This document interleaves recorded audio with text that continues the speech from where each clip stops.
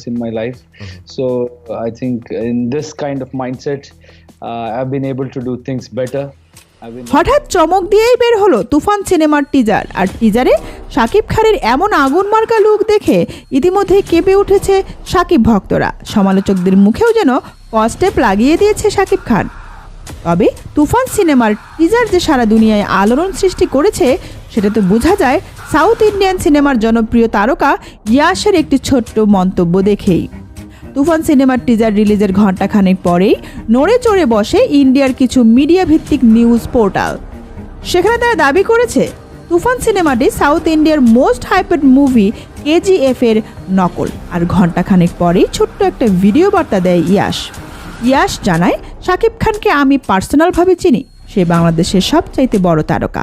হঠাৎ Facebook scroll করতে গিয়ে তুফান সিনেমার টিজারটি সামনে আসে, আমি সেটা দেখেছি।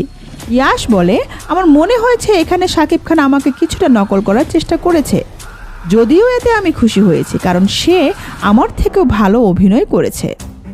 এ সময় ইয়াশ বাংলাদেশে থাকা তার ভক্তদের উদ্দেশ্য করে বলে, আপনারা সবাই শাকিব খানের তুফান সিনেমাটি দেখতে হলে যাবেন।